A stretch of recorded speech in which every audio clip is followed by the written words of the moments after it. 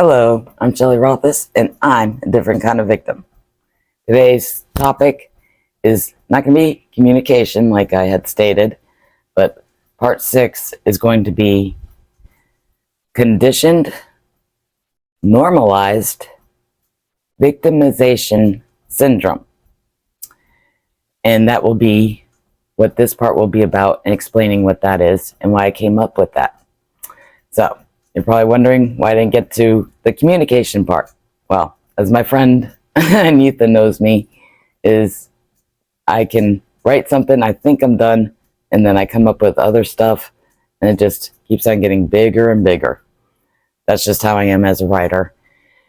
So, I'll start off with something funny. Well, I'm going to base it off lies, and how much I hate them, and how much I like honesty. Okay. Well, it's really funny because my friend, one thing he first said to me when he first met me is, I have big feet. And you know what's funny is, hey, I was like, that's great. You know, I was actually glad that he was honest with me. And, you know, not like those pathetic, you know, pricks, self-centered pricks out there, you know, who are that pathetic to go and talk about me behind my back. You know, including the one person that I thought I could trust, ends up, you know, saying crap behind my back, you know. So, you know, that's one thing he said to me. You know, and if he doesn't like something I gave him, you know, to eat or even drink, I mean, it was quite funny. I guess I'm an odd one because people actually think it's really odd because I don't like sugar in my tea. So I gave him not only tea without sugar, but herbal tea. So he drank some, and he told me, he said, you know what? If I had gotten this somewhere else, I would have given it back to them and told them this tastes like piss. Let's just say when I first moved out, I didn't even have any sugar in my place for months. And let's just say quite a bit of people weren't too, you know, thrilled about that, or actually shocked. But the only reason why I ended up getting sugar is because I wanted to bake cookies. So I kind of needed it. But that's where I learned from my mother, since I don't care for sugar that much, you know, like that. So I put like a lot less sugar than what the directions for the ingredients call for. So anyways, that's how much I love people who are honest. You know, he could say other things about me too, and I'd be like, you know, great. You know, at least he's big enough, and I should say doesn't have sharp-filled balls like certain people, like publicity dietist. You know, who's as my male friends call that type of male, a coward. You know, I have other choice words, but I'll behave. So, anyways, conditioned, normalized victimization syndrome for part 6.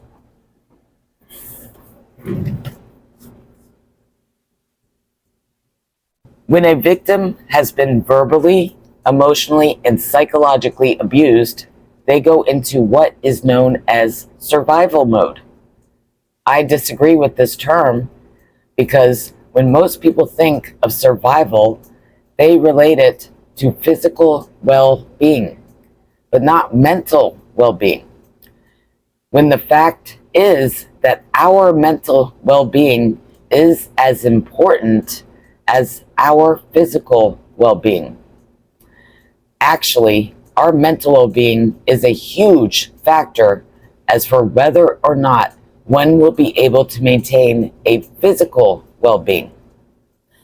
Due to laws that are only based on opinions, any type of abuse that doesn't involve physical harm, such as hitting or using a weapon on an innocent person, is overlooked and seen as unimportant. As for how it relates to abuse and the damage it causes a victim of that type of abuse, these opinions are also spread throughout society, and most people do believe the myth that physical abuse is the only abuse that should be seen as unacceptable and against the law within society as a whole. Now, where does that sound familiar? Laws are made by people, just like, slavery was legal at one time. And as they changed it, they realized it wasn't right. So the same applies to abuse. There are certain, DV shelters that have been working on changing these laws because they actually realize how much verbal, emotional, and psychological abuse can actually harm somebody. So they're still working on that. But believe me, there are quite a bit, I'd say most mental health professionals that really do not get it. And people that work in DV shelters, they don't need a degree in order to understand this. You don't need a degree to really understand why that is and why, how and why, verbal, emotional, and psychological abuse can damage someone.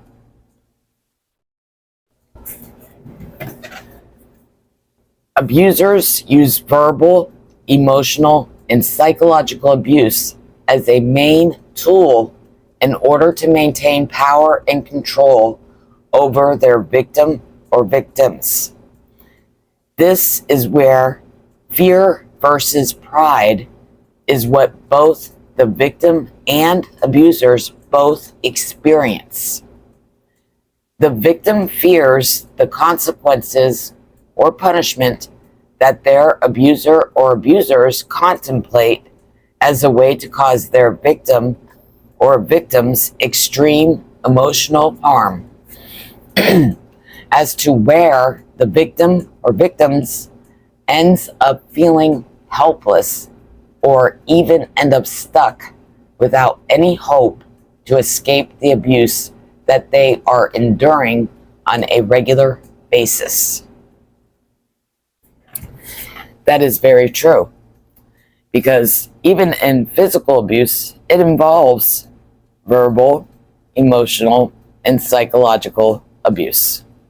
So it plays a part in that too, a huge part, because as we've discussed so far, abusers use lies. That's a huge part of being an abuser, because they want to make the victim look bad. So understanding that verbal, emotional, and psychological abuse is a part of all types of abuse. They use that as a main tool in order to get others to believe those lies, which gets those people involved, even if they believe the lies. Like I stated with the truth versus lies, like I stated, I had a truth group based upon all the lies, and people didn't say one word. So even the one person that I had thought I, could trust for certain things, but even with that, I was kind of iffy, like I had stated, due to, he wanted to remain that close bond. So I really didn't expect even Ken to, open his mouth. But anyways, this is, that's proof too as to how verbal, emotional, and psychological abuse can affect somebody. And that's going to be something I'm going to be getting into within this part as well. This is absolutely true, because when people knew that I am a domestic violence victim, every single person assumed that I was being physically abused by an intimate partner. Even other DV victims that I met from a DV support group automatically assumed that I was in an intimate relationship with someone who has been abusing me. This can also be applied to what I will call domestic violence culture. Just like many don't see sexual assault the same way that they do when the victim's offender is an intimate partner, is the same as those who lessen the suffering that a victim of verbal, emotional, and psychological abuse goes through. People naturally respond to signs of physical pain with extreme concern. Domestic violence culture applies to our youth as well because people will naturally jump to help a child that has been physically hurt before having concerns about a child's emotional pain or suffering.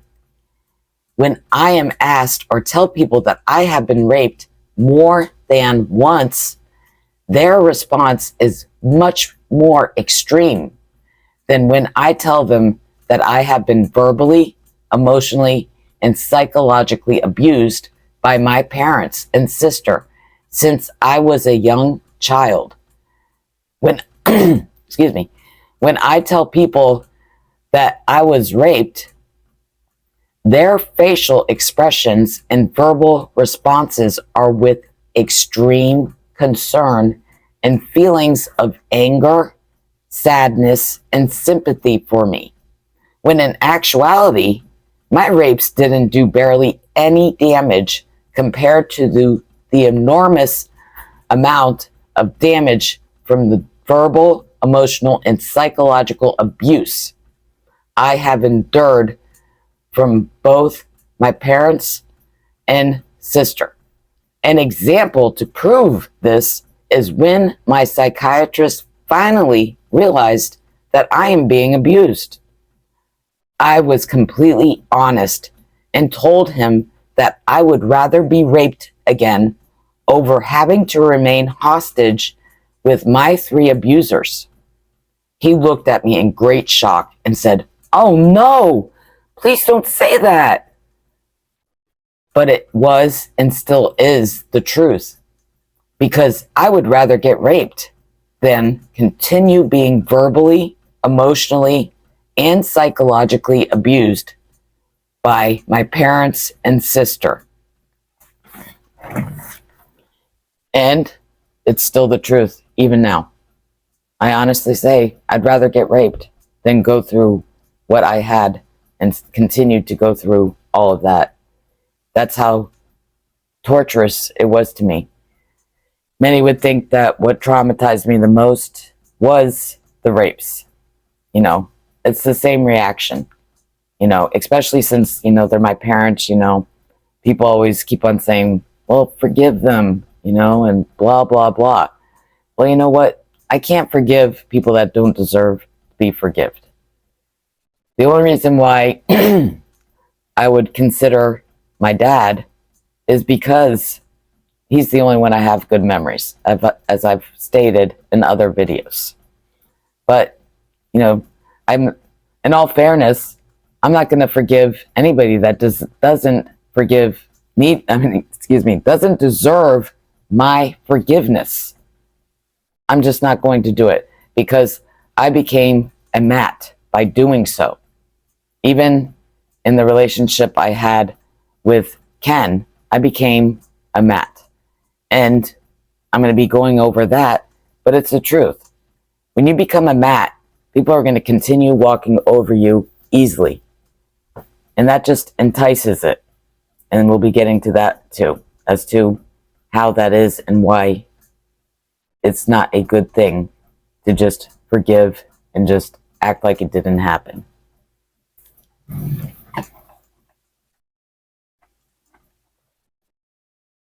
This can also apply to the recent bullying incident because I was getting abused by them falsely accusing me of lying about being abused. Ken also stated that he hopes that I end up having to return to my abusers from him suing me based upon cold-hearted revenge that was based on lies that he foolishly believed. Also, everyone in that bullying cult clan was thrilled to join in on the abuse plot that Ken intentionally made to harm me, which was by humiliating me in front of people who are my friends and weren't ever involved in the bullying incidents. Although, when I had shared Jennifer's secret that she has been physically abused by her current husband, everyone jumped with great concern and sympathy. I know because Madame de Citrus, who isn't even a close friend of Jennifer, had gone out of her way to offer Jennifer support and help, yet didn't reach out to me until after I had shared how I was traumatized by what that bullying cult clan had done to me. Even then, not only DeCitrus, but also Carla had mainly focused on trying to push me to just get over it. Meaning, they too treated my suffering as though I was making a big deal out of meaningless things that happened to me. When the fact is that those bullying incidents greatly affected me in many negative ways that I now have to deal with on a daily basis. That is so true, because I had spoken to Madame de Citrus and Carla, and basically they both responded to what happened to me, and in the same ways. And that's the truth. Everybody jumped when it was based upon physical abuse. Yet both of them were in the group, and the one that I had trusted at that time ended up breaking it. So it was okay for them to sit there and watch this abuse happening to me, especially by somebody that was my friend that they knew, and seeing them say really despicable and cruel things and not, think nothing of it until they actually realized by me stating and explaining how it affected me so negatively and ended up traumatizing me. Not until then did they, stop and think, But, with the physical abuse based on that one person, they jumped right away. So that goes to prove that point too. I'm going to continue part 6 in another video, and I hope you return for that part of part 6 continued. This is going to be a long one. I'll warn you about that now, but it's actually a really good one, and it's based upon this bullying incident, and it will really show how it relates to the abuse I had with my 3 abusers. And it'll explain how that bullying incident affected me so negatively in comparison to showing and proving how bullying is abuse, as I have been proving and showing and teaching about for quite a bit of videos now based upon bullying. So, hope to see you for part 6 continued based on conditioned, normalized victimization syndrome. I'm Shelley Rothus, and I'm a different kind of victim. See you next time.